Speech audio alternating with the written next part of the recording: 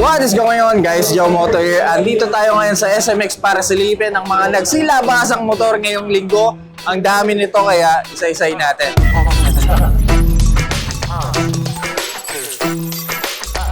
Orange blood is alive. Orange blood is stronger than ever. ATM is here.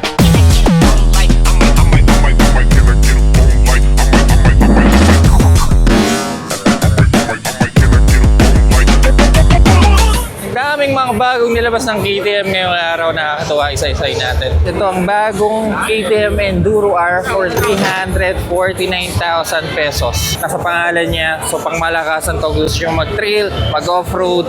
Ito KTM Enduro R, single cylinder, sobrang gaan. This is the same engine na nireview natin sa Duke 390. So ganito yung headlight niya, katulad ng ibang mga dual sport. Taas na fender, kasi nga pang offroad to, na mahaba ang travel ng suspension.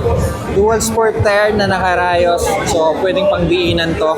Naka-skid plate na din, this metal. Pero ang ganda ng itsura niya, ang talim ng shroud, yung itsura ng kanto, oh, grabe. Manipis na upuan. Ito ang itsura ng gauge nyo, ganyan lang po. Handlebar na decent yung haba. Left handlebar, ganito yung itsura niya. Pwede nyong patayin ang ABS. May joystick kayo dito, hindi ko sure kung para saan to. Siguro para sa menu to. At busina.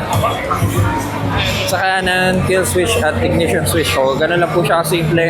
Round mirror. By the way, off-road oriented tong bike na to, pero pwede nyo gamitin sa public roads. Meron taillight, merong headlight, nakita nyo naman kanina. Meron ditong KTM SMCR. Itong SMCR halos parehas ng aesthetics o hugas ng Enduro R, pero this time, guys, naka-road tire kayo. Ang ganda dito.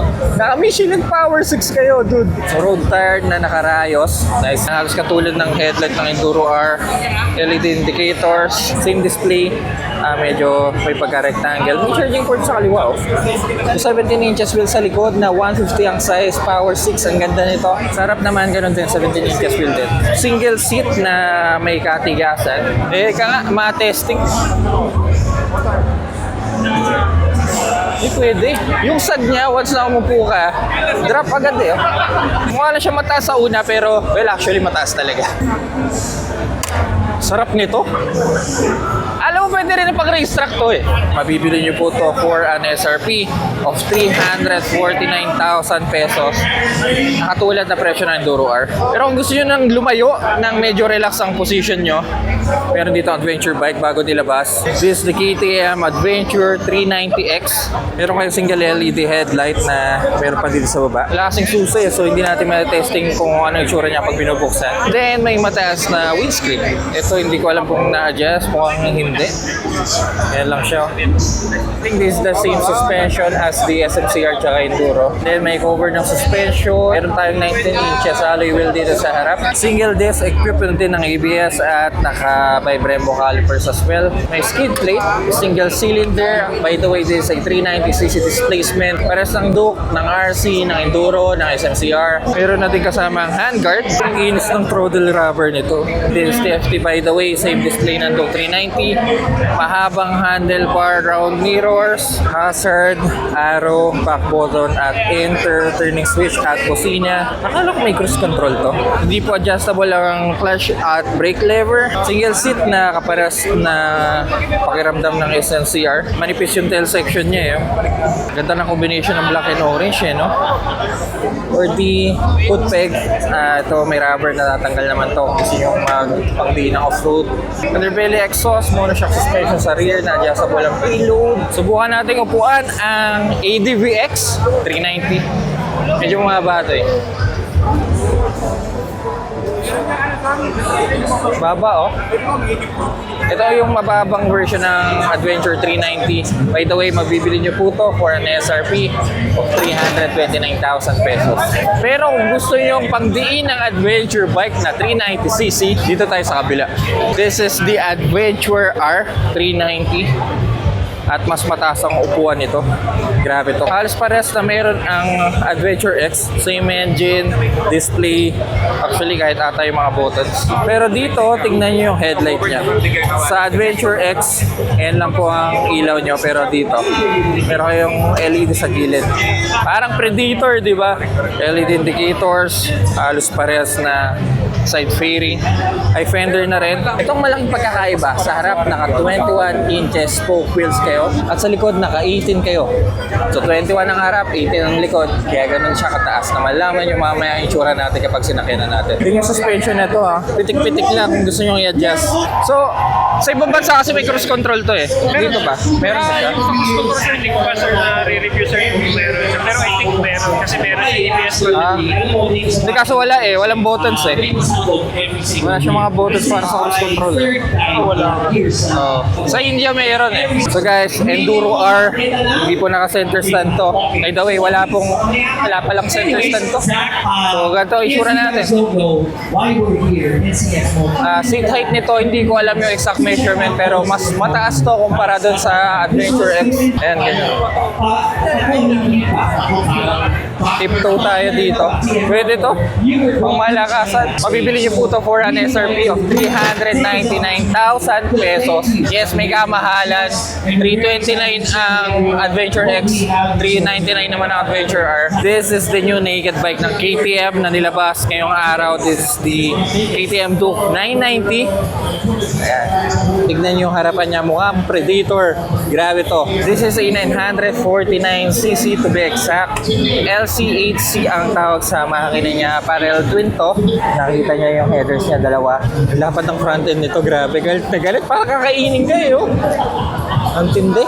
LED niya sa gilid ganyan. Then yung mismong headlight nyo. Ganda nito. Grabe. Ngayon lang ako nakita ng ganitong klaseng headlight. WP Apex suspension na upside down fork. Itong rubber na to. Ito yung basihan eh. Dual disc na naka KTM calipers. 4-piston KTM calipers. Di pa po braided yung hose niya. Sa dash, TFT2. Pwede buksan. Dude, yung intro logo. Kill switch at ignition switch. Ang linis ng mga switch sa kanan niya. Sa kaliwa, yan. Arrow button, up and down, back and enter. May cruise control kayo. Hazard button, high beam, low beam, turning switch at busina. Ito yung para sa cruise control. Ang layo Ito yung on, tapos ito yung plus and minus reserve at set para sa cruise control. Itong C na to, hindi ko alam para saan to. Ganda ng mirror, oh. Hey! Lumuwag! Mukhang makapasold sa akin to. Malaking radiator, may cover lang. Manipis na main seat is 2-piece seat na may pagka-suede yung texture niya. May ganitong texture sa gilid. Nice. Dapat ng upuan para sa pilyo, no? At kung napapansin nyo, kung titignan nyo yung likod, wala kang taillight, diba? Kasi integrated yung taillight niya dito. Kung bubuksan nyo yung motor, ayan. Ito yung mismong taillight nyo. At dito na din yung turning indicators niya. Ganda ng stock exhaust pero syempre palito ko sa kaling kakarapay nito. Malaking bread box sa gitna. Tatanggalin nyo to. Ang laki ng space nyo dito sa part na to pala. For the stock tire, gumagamit ng Bridgestone Batlock S22. 180 ang stock size sa rear at 120 ang harap. This is a 17 inches alloy wheel na maganda ang itsura. So, subukan natin upuan. Sumaka pa yung tuhod. Grabe. So, KTM 990, ganito po ang itsura natin. Teka, size ko lang. Ito siya. Ang gaan nito, grabe. Pwede to. Medyo bend yung niko. Pero pwede na. Mukha bang punggok? Sakto lang. Para sa 990cc displacement, ganito ang itsura natin.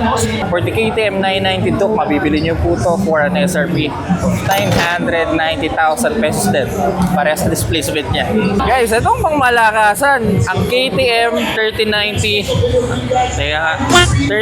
Super Duke R Evo 2025. Grabe, ang haba.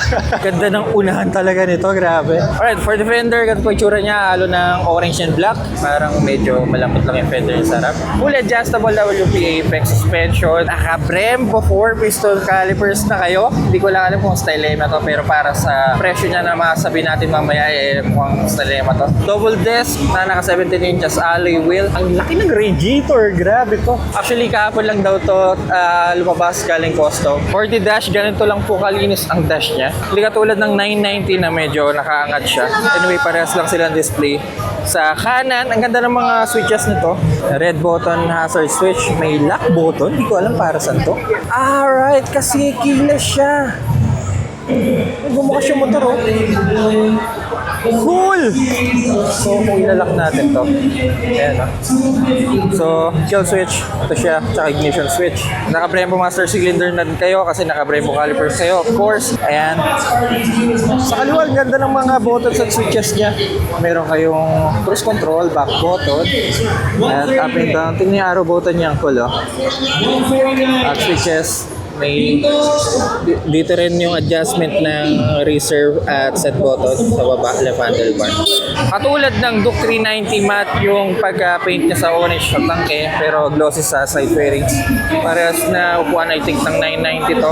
Magamit ng LC8 engine na naka V-twin. Kaya nakapansin niyo, 1, 2. Tingnan niyo yung kurba ng piping niya. Oh. Grabe.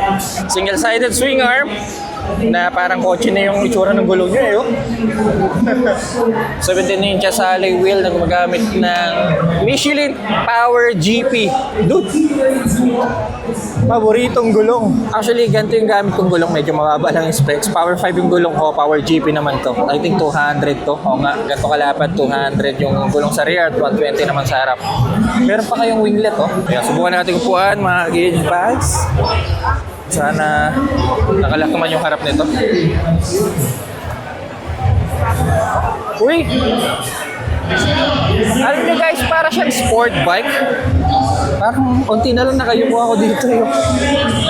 Yung upuan niya, parang pinipilit ka niya na isubsog. Parang sport bike na tinanggalan ng fairings. Ganun yung pakiramdam niya. Seat height. Well, parang sa X10R ko lang. I think mga 830mm to. May namimiss. Gusto rin mag-KTM at mabibili nyo to for an SRP of 1,390,000 pesos. Grabe. 1.4. Parang gano'n na. So kung may 1.4 ka, kukuha kaya nito. Let me know in the comment section down below. Hindi kasi naka-slant siya. Akala ko sobrang subsog. Also may mga bagong nilabas ang Husqvarna dito. Bagong with pila na 801. Ayan. In yellow. Gusto dito yung headlight niya rin, eh. Ang cool, di ba? Ito naman ang 801 in black and silver. Kapitan natin. Ayan. Bagong Norden to. Ring fog light niya, aux light. Laki nito. Siyempre ang bagong 401 din. Nice. Same engine ng KTM 390. So gusto nyo medyo modern classic. Kaya with pilin ba to? Oo nga, with pilin. Medyo flat yung handlebar. Yo. At ito naman ang sport pilin 401. Nakarayas ang Smart, di katulad ng width na naka-alloy. Ito parang scrambler, eh. Yung width parang cafe racer. Malaking round LED headlight. Tsaka malaki na siya tignan, mahaba. Hindi katulad dati na parang laruan. Yun. Iba pang lineup, ito yung ni-review natin. Bagong KTM Duke 390. Gusto nyo ng in-depth review, nasa channel lang natin, hanapin nyo. So, yun po ang bagong lineup ng KTM ngayon 2025. Let me know in the comment section kung ano masasabi nyo. Pasok ba sa panlasa nyo yung mga bagong nilabas nila? Siguro mag-iikot lang muna din kami kasi marami pang mga ibang brands na naglabas ng motor. Kung nag-enjoy po kayo sa video na to, kindly leave a like at kung may ilagay sa mga ganitong content, huwag po kayo mag-alala dahil lang sa tamang channel kayo. So, make sure to press that subscribe button dyan sa baba. Mga cutie pies. Wala na akong boses. Kaya pa ako nasigaw. At see you po sa next content.